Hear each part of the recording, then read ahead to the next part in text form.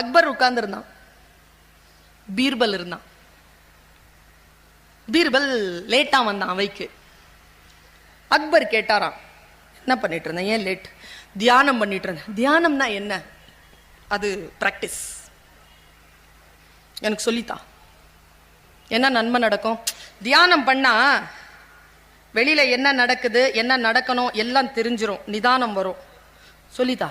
நான் சொல்லி தர முடியாது, என் குருநாதர் இருக்கிறாரு, அவர்கிட்ட வந்து சொல்லிக்கோ. அவர் எங்க கூப்பிடு, நீ போனாதான் கத்துக்க முடியும், அவர்லாம் இங்க வரமாட்டார். நீயாவது சொல்லித்தாடா. நான் சொல்லி தர முடியாது, எனக்கு அந்த ஆற்றல் இல்ல.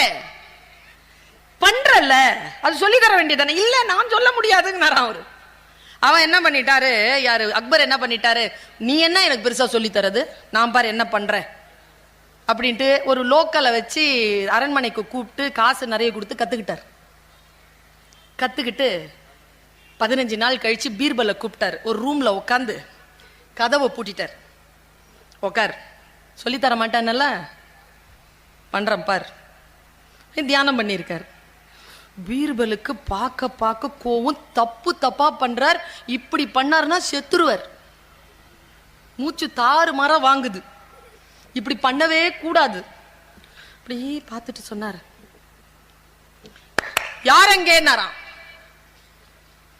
வெளியில இருந்து கடவுடான்னு ஒரு காவலாளி உள்ள வந்துட்டான். வந்துட்ட உடனே காவலாளி கிட்ட பீர்பல் சொன்னாராம், தப்பு தப்பா தியானம் பண்றார், இந்த ஆளை அரெஸ்ட் பண்ணு. மிரண்டு போய் நின்னாராம் காவலாளி. ஷஹின்ஷாவா எப்படி கைது பண்றது, அதுவும் மந்திரி சொல்றதுன்னா? அப்படியே நின்னாராம். கண்ணை முழிச்சு பார்த்த பீர்பலை பார்த்த அக்பர் சொன்னானோ, உனக்கு எவ்வளவு திமிர் இருந்தா ஒரு நாட்டு மன்னனை அரெஸ்ட் பண்ணுன்னு சொல்வ, கைது செய்யன்னு சொல்லுவ? ஏ காவலாளனே, பீர்பலை கைது செய் அப்படின்னு டக்குன்னு வந்து பிடிச்சிட்டான் காவலாளி. அப்ப பீர்பல் சொன்னானா, அந்த காவலாளி கிட்ட நானும் அதே வார்த்தையை தானே சொன்னேன். அவன் கேட்டானா, நீ சொன்ன கேட்டுக்கிட்டான்ல, யார் யாரு என்னென்ன சொல்லணுமோ அவன் அது சொன்னாதான் காரியம் நடக்கும், எல்லாரும் எல்லாத்தையும் சொல்ல முடியாதுன்னு, அதனால தான் புக்க படிங்கிறது. ஒருத்தர் இருந்தா, நாங்க ராத்திரி 12 மணிக்கு நைட் ஷோ முடிச்சுட்டு சைக்கிள்ல வந்திருக்கான். போலீஸ் பிடிச்சிட்டார். போலீஸ் பிடிச்சி போய் உட்கார வச்சு, என்ன லேட்டு, என்ன இந்த சுத்திட்டு இருக்கிற 12:30 மணிக்கு, என்ன படம் போயிருந்தேன், டிக்கெட் கொடுனாரன். டிக்கெட் அவன் அங்கேயே கசக்கி போட்டான். அவர் ராத்திரியில கொஞ்சம் குடிக்கிற பழக்கம் வேற அவருக்கு. அடி அடின்னு அடிச்சிருக்காங்க. எங்கேயோ போயிட்டு வர, தப்பான காரியத்தை பண்ணிட்டு வர, தப்பான காரியத்துக்கு தான் போறேன்னு அடி அடின்னு அடி. செல்போனை பிடுங்கி வச்சு 4:30 மணிக்கு எழுப்பி போ அப்படின்ட்டு இருக்கான். இவன் நேரா வீட்டுக்கு வந்திருக்காங்க சைக்கிள் ஓட்டிட்டு. மனைவி ராத்திரிலாம் வெளியில வெயிட் பண்ணி என்ன பண்றதுன்னு தெரியாம, ஐயோ வந்துட்டீங்களா, இவ்வளவு அடிபட்டுருச்சே, யாருங்க உங்களை என்னங்க பண்ணான்னு சொல்லிட்டு மருந்தெல்லாம் போட்டுட்டு உட்கார வைக்கும் போது 6 மணிக்கு அவனுக்கு ஒரு ஞானம் வருதுங்க. அவன் யாருன்னா, டெய்லி குடிச்சிட்டு வந்து பொண்டாட்டி அடிக்கிறவன். காரணமே இல்லாம அடி வாங்கினா எவ்வளவு வலிக்கும்னு அவனுக்கு தெரிஞ்சு போச்சுங்க. அன்னில இருந்து அவன் அடிக்கிறத விட்டுட்டான். இப்படி ஒரு சிறுகதை நீங்க இதை படிச்சீங்கன்னு வச்சுக்கோங்களேன், போலீஸ்காரங்கிட்ட அடி வாங்காமலேயே மனைவி அடிக்கிறத நிறுத்துவீங்களா இல்லையா? அதுக்குதான் படிக்கிறது. அனுபவம் என்ன செய்யும் என்றால், மற்றவர்களுடைய அனுபவம் என்ன செய்யும் என்றால், நாம் மூழ்கி விடாமல் நம்மை காப்பாற்றி நமக்கு சிறகு தரும். பறவைக்கு மட்டும் 2-3 குணம் இருக்குங்க. அது நீந்தும், நடக்கும், பறக்கும். பார்த்திருக்கீங்களா? நிறைய விலங்குகளுக்கு அது இல்ல. நான் கேட்டு யோசிச்சு பார்த்தேன், ஏன் அப்படின்னா, பறவைகளுக்கு மட்டும் யாருக்கு சிறகு இருக்கிறதோ அவர்கள் மட்டும்தான் தேடலை கொண்டவர்களாக இருக்கின்றார்கள். கிடைப்பதிலே அவர்களுக்கு எந்த ஒரு நிம்மதியும் இல்லை. தேடிக்கொண்டே இருக்கக்கூடிய ஒரு விஷயத்தில் யார் ஒருவர் விஞ்சி நிற்கிறார்களோ இயற்கை அவர்களுக்கு சிறகு தருகிறது.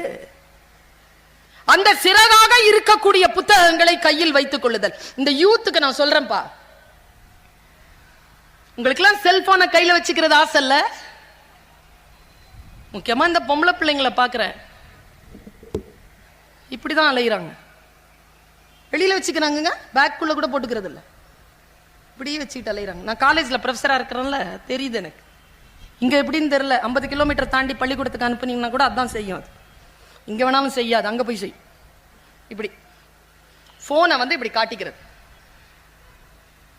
ஒன்னு சொல்லவா, வெளியில போகும்போது கையில ஒரு புக் எடுத்துட்டு போங்க. செல்போனை கையில வச்சிருக்கிறவன் பார்க்கிற பார்வையை விட புத்தகம் கையில் வைத்துக் கொண்டிருக்கின்றவர்கள் மீது இருக்கும் பார்வை மரியாதைக்குரியது. எந்த புத்தகங்கிறது தான் முக்கியம், அது ரொம்ப முக்கியம். வாசிக்கின்ற பொழுது நான் பேசும்போது சில நேரங்களில் பயப்படுறதே இல்லை. ஏன்? என்னுடைய யூடியூப்ல எல்லாம் கேட்டு பாருங்களா, பயப்படுறதே இல்லை. ஏன்னா பெறுவதற்கும் இழப்பதற்கும் ஒன்றும் இல்லைன்னு புக்கு சொல்லிருச்சு எனக்கு. புத்தி இருக்குல்ல, அது போதுமானது. அது சிறகு, எங்கேயுமே சிக்காது. நாக்குக்கும் புத்திக்கும் 12 இன்ச்சு. இந்த 12 இன்ச்சை யார் ஒருவர் சரியா அந்த கேப்பை பயன்படுத்துறாங்களோ அவங்க வாழ்க்கையில் தோற்று போவதே கிடையாது. இதை சரியா வச்சுக்கிட்டு பேசணும். Tongue slip no, it's a slip between a cup and a lip. No. அக்கள்வனை கொண்டு அச்சிலம்பை கொணர்க, இப்படிதான் சொல்லி இருந்திருக்கணும் பாண்டியன் நெடுஞ்செழியன். கள்வனை கொண்டு அச்சிலம்பை கொணர்க. அவன் என்ன சொன்னான்? கள்வனை கொன்று அச்சிலம்பை கொணர்க. அதனால்தான் சிலப்பதிகாரம் படிக்கும் போது கண்ணகி உடைச்சால சிலம்பு, சிலம்பு உடைக்கும் போது அதுல இருந்து பட்டு தெரித்த ஒரே ஒரு மாணிக்க பரல் கொன்று அச்சிலம்பை கொணர்கன்னு சொன்ன வாயில் அடிச்சுதுன்னு எழுதினார். வாய் முதல் தெரித்தது மணி, சிலம்பு. எனக்கு தெரிஞ்சு இன்றைய தலைமுறைக்கு இந்த சிலப்பதிகாரத்தையும் வள்ளுவனையும் சங்க இலக்கியங்களையும் கொண்டு போய் சேர்க்கக்கூடிய ஒரு தலைமுறை இல்லாமல் இருக்கிறது என்பதுதான் என்னுடைய வேதனை. குழந்தைகள் மீது பிழை இல்லை. 40, 45 வயது, 50 வயதில் இருக்கக்கூடிய பெரியவர்களுக்கு இன்றைக்கு இலக்கணத்தையும் இலக்கியத்தையும் அறிந்து கொள்ளக்கூடிய, அதை அடுத்த தலைமுறைக்கு கடத்தக்கூடிய பேராண்மை இல்லாமல் இருக்கிறது என்பதுதான் சோகம். நேற்று ஒரு விஷயத்தை படிச்சங்க, மைண்ட் ப்ளோயிங். ஒருத்தன் சொல்றான், ரொட்டி சிறந்த உணவு. நம்ம கிட்ட சொல்றானா இல்லையா? கு சிவராமன் சார் வந்து பேசிட்டு போனாரா? சாப்பாடு பத்தி அடிச்சு அடிச்சு பேசியிருப்பாரு. மானம் ரோஷம் சூடு சொரணம் இருந்தா புரியும், அப்படி பேசுவாருங்க. எனக்கு ரொம்ப பிடிக்கும் அவர் பேசுறத. ஒரு நாள் ஒரு விஷயத்த சொன்னாருங்க. அவர் பேசிட்டே இருக்கும்போது எங்கேயோ கேட்டேன், பீட்சா இருக்குல்ல, முதல் எழுத்தே தப்புங்க. 30 பேர் சேர்ந்து மூக்குச்சளி சிந்தன மாதிரியே இருக்குமா வெளியில, அப்படிங்கிறாரு அவர். நான் ஒண்ணு சொல்லவா, உண்மையிலேயே பீட்சா என்பது இத்தாலிய நாட்டினுடைய பழைய உணவுங்க. நமக்கு நீர்மோர் மாதிரி, நமக்கு நீர் மோர் சாதம் மாதிரி. பழஞ்சோறு இல்ல, அதான் பழசு இருக்கிறதெல்லாம் அவன் பேக் பண்ணி மேல போட்டு கொடுப்பான். அவன் பழைய சோறை நாம சாப்பிடுறோம். நான் வாசிக்கிறேன், 6ஆம் திணையை வாசிக்கின்ற பொழுது எனக்கு பல்வேறு உண்மைகள் தெரிய வருகின்றன. ஒருத்தன் சொல்றான், ரொட்டி தான் சிறந்தது, பிரெட் 5 நாள் ஆனாலும் கெட்டு போகாது, சோறு கெட்டு போகும், களி கெட்டு போகும், கூழ் கெட்டு போகும். கெட்டு போகின்ற உணவை சாப்பிடுகின்றவர்களை விட கெட்டு போகாத உணவிற்கு உரியவர்கள் பாரம்பரியம் மிக்கவர்கள் ஒருத்தன் போட்டான். அதை எவனோ படிச்சுட்டு வெளிநாட்டுல இருந்து அதுக்கு ஒரு கமெண்ட் போட்டிருக்காங்க. அவன் ஃபுட் ஸ்பெஷலிஸ்டா, அவன் சோசியல் ஃபுட் ஸ்பெஷலிஸ்ட். அவன் என்ன சொல்லி இருக்கிறான் தெரியுமா? தரிப்பதற்கு நிலம் இல்லாமல் நாடோடிகளாக வாழ்கின்றவர்கள்தான் கெட்டுப்போகாத உணவை கொண்டிருக்கக்கூடிய பாரம்பரியத்திற்குரியவர்கள். எவரிடத்தில் நிலம் இருக்கிறதோ, எவரிடத்தில் வீடு இருக்கிறதோ, எவர் அன்றாட வாழ்க்கையில் சுகித்திருக்கிறார்களோ அவர்கள் அன்றாடம் காய்த்து உண்ணக்கூடியவர்கள். அன்றாடம் காய்ச்சி என்பது நம்முடைய பாரம்பரியத்தின் பண்பாட்டின் மிகப்பெரிய பேரான ஒரு பேரே தவிர அது கெட்ட வாக்கியம் அல்ல, அது வசைச்சொல் அல்ல என்பதனை நாம் புரிந்து கொள்ள வேண்டும்னு எழுதியிருந்தான். அன்னைக்கு சூடா சமைச்சு அன்னைக்கு சாப்பிட்றவன் தாங்க ராஜா. 3 நாள் வச்சு ஃப்ரிட்ஜில் வச்சு அதை பேக் பண்ணி சாப்பிட்றவன் பிச்சைக்கார். இது படிச்சால தெரியுது, ஓ நமக்கு இவ்வளோ பெருமை இருக்குதா, நம்ம நாட்டுக்கு இவ்வளவு பெருமை இருக்குதா, நம்முடைய உடைக்கு இவ்வளவு பெருமை இருக்குதா. அவ்வளவு சீக்கிரமாக நமக்கான பாரம்பரியத்தை நாம் விட்டு பிடித்திருக்க கூடாது என்பதற்காக நான் வாசிக்கிறேன். வாசிப்பு எனக்கு பல்வேறு விதமான வெளிச்சங்களை தருகிறது. கண்டதையும் படி, எது இருந்தாலும் படி. படிக்கக்கூடிய வாய்ப்பு எதை செய்யும் என்பதனை குழந்தைகளை சொல்லுகிறேன்.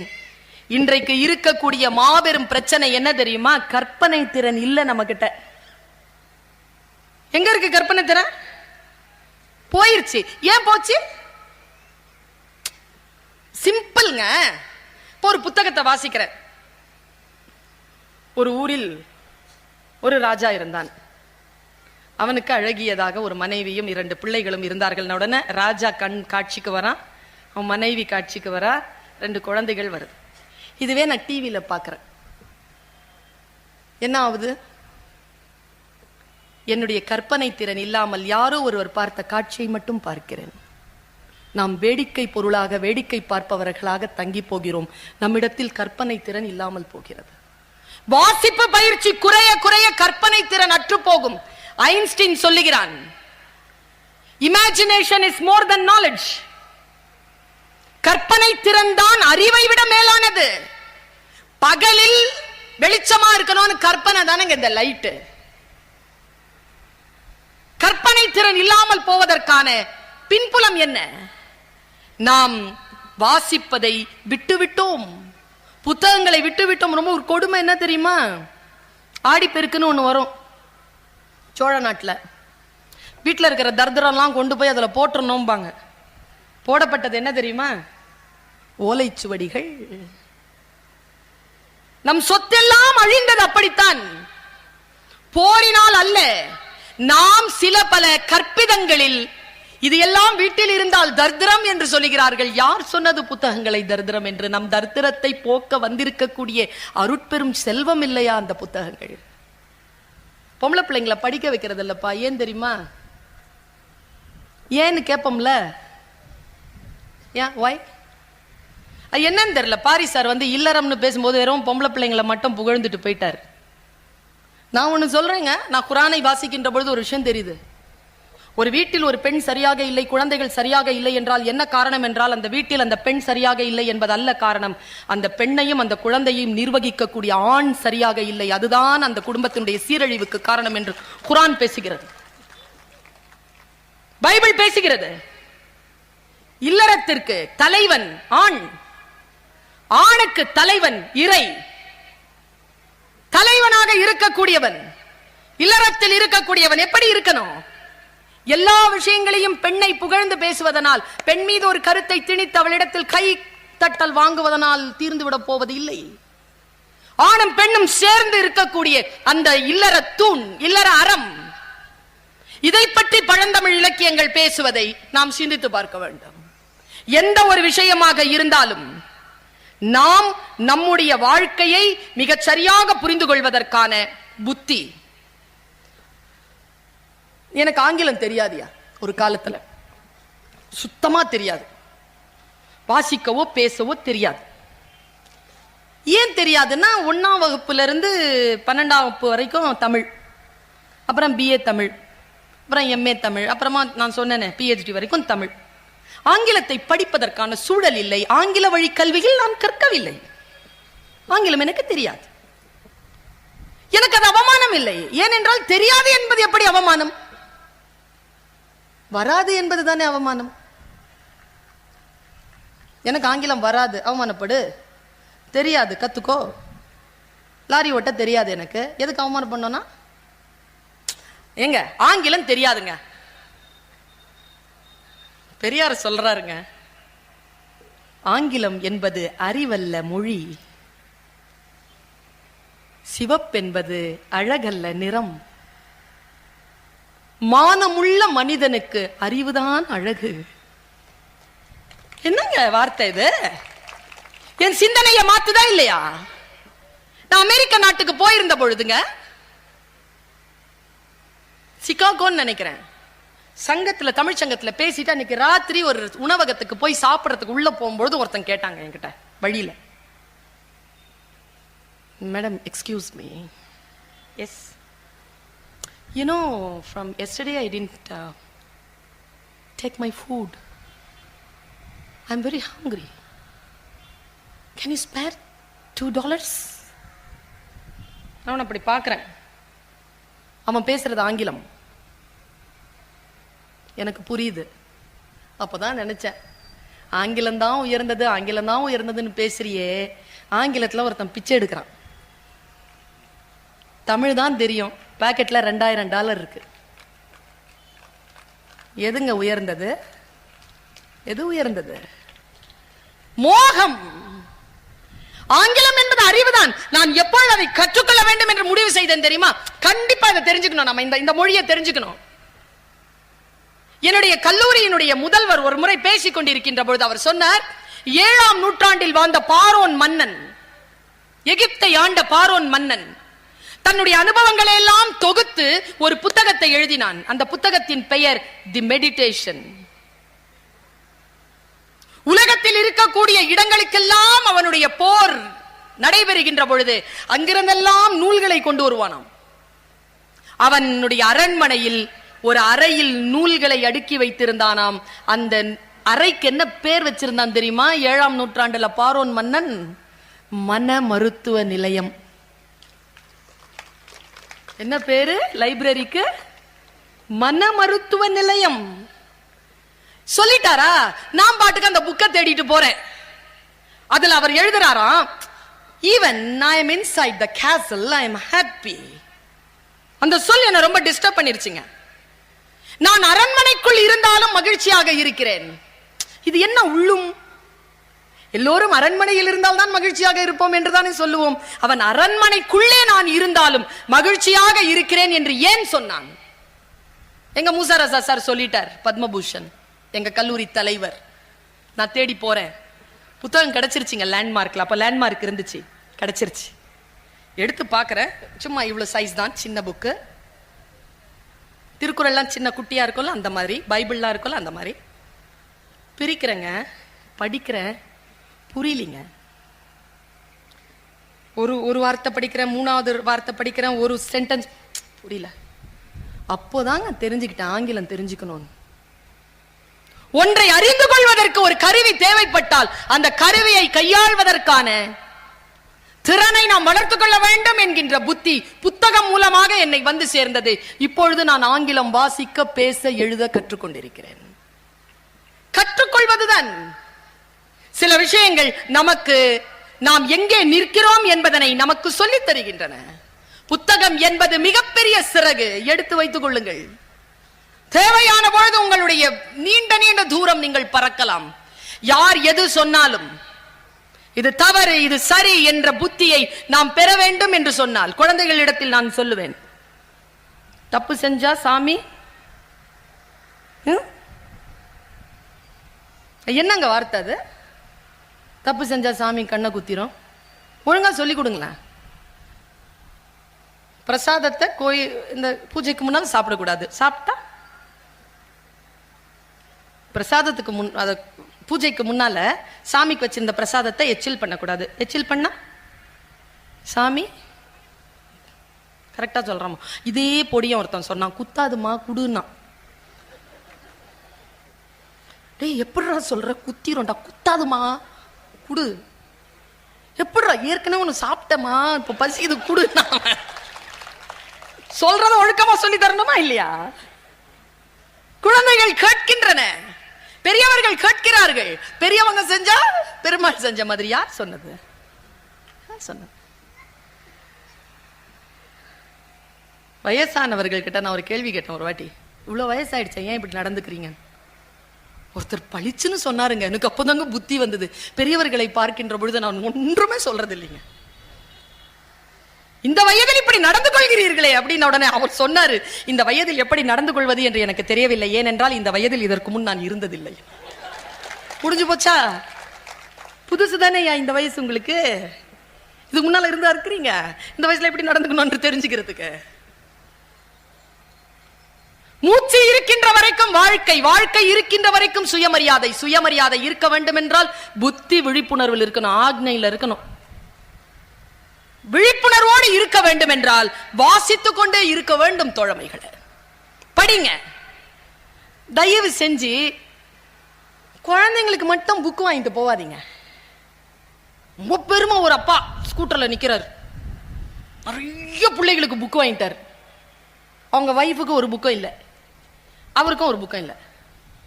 ஏன்னா அவருங்க அவங்க வைஃப் எல்லாம் படிச்சு தெரிஞ்சுக்கிறதுக்கு ஒண்ணுமே இல்லை, எல்லாம் தெரிஞ்சுக்கிட்டோம். நம்ம குழந்தைங்கள் தான் தெரியணும். அவனு சொல்லட்டுமா? Innocence is bliss. குழந்தைகளை அந்த குழந்தைமையோடு விட்டுடுங்க, விட்டுருங்க. எனக்கு டூத் பிரஷ் வாங்கி கொடுத்தாங்க எங்க அம்மா 7ஆம் கிளாஸ்ல. அதுக்கு முன்னால வரைக்கும் கோபால் பல் பொடி தான், சர்வநோக நிவாரணிங்க. அது எங்க வலிச்சாலும் அதை தான் போட்டு அழுத்தி விடுவாங்க.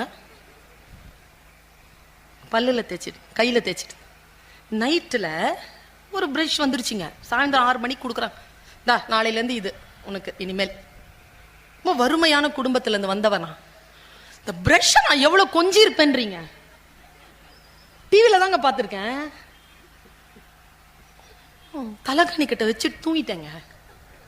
எப்போடா வீடியோன்னு தெரியாதுங்க, ராத்திரிலையும் பல்லு விளக்கலான்னு. அவ்வளோ இன்னசென்ஸ், அவ்வளோ இன்னசென்ட். இன்னைக்கு இந்த குழந்தைகள் கிட்ட அந்த இன்னசென்ட் இருக்கா? அந்த வயசுல அந்த இன்னசென்ட் இருந்ததுனால தான் இந்த வயசுல இந்த புத்தி இருக்கு. அந்த வயசுலயே முத்தி எல்லாம் தெரிஞ்சிருந்ததுன்னு வச்சுக்கோங்க, இந்த வயசுல என்ன பண்ணிருப்பேன்? grow with age, grow with grace. அந்த ஏஜுக்குரியத அந்த ஏஜ் கொடுத்துக்கிட்டே போங்க. எல்லாம் தெரிஞ்சுக்கணுமா ஒரு குழந்தை? ஏன் தெரிஞ்சுக்கணும்? சில விஷயம் தெரியாம இருக்கட்டும், காலம் சொல்லித்தரும், வாசிப்பு சொல்லித்தரும். நீங்கள் உங்கள் புத்தியை உங்கள் குழந்தைக்கு தந்து விடாதீர்கள். அந்த குழந்தை தன் புத்தியை அறிமுகம் செய்து கொள்வதற்கான வாய்ப்பை விரிவாக்கி தாருங்கள். அது நமக்காக, நம்மை போல் உருவாவதற்காக இந்த உலகத்திற்கு வரவில்லை. என்கிட்ட வந்து பல பேர் சொல்லுவாங்க, மேடம் ஆசீர்வாதம் பண்ணுங்க. ஏன்? உங்களை மாதிரியே பேசணும். என்ன மாதிரி ஏன் பேசணும்? என்ன மாதிரி பேசுறது நான் இருக்கேன்ல, அது மாதிரி பேசிட்டோம், அது இன்னும் நல்லா வரட்டும். என் ஆசீர்வாதம் எப்பொழுதும் என்னிடத்தில் வாழ்த்து பெற வருகின்ற குழந்தைகளுக்கு இதுதான். உங்களை மாதிரி வரணும்னு சொல்லுங்க. என்னை விட மேலானவளாக, என்னை விட உயர்ந்தவளாக நீ வர வேண்டும் என்பதுதான் எப்பொழுதும் என்னுடைய ஆசீர்வாதமும் இறைவேட்கையும். ஒரு தலைமுறைக்கு நாம் செய்யக்கூடிய நன்மை இதை விட வேறு என்ன இருக்க முடியும்? எல்லாவற்றையும் நானே அனுபவித்துக் கொள்கின்ற ஆணவம் சில நூல்களை வாசிக்கின்ற பொழுது தகர்ந்து போகிறது. தோழமைகளே, இதுவரைக்கும் நான் எதையெல்லாம் சரி என்று நினைத்துக் கொண்டிருந்தேனோ அதையெல்லாம் தவறு என்று தெரிகின்ற பொழுது நான் அன்றிலிருந்து புது வாழ்க்கையை தொடங்குகிறேன். நல்ல வேளை இந்த புத்தக கண்காட்சியில யாரும் பூங்கொத்து கொடுக்கல, சாதாரணமா கொடுத்தாங்க, வாசல்ல கொடுத்தாங்க. இந்த பூங்கொத்தை வாங்கும் போது எனக்கு எப்பவுமே நடுக்கமா இருக்கும்.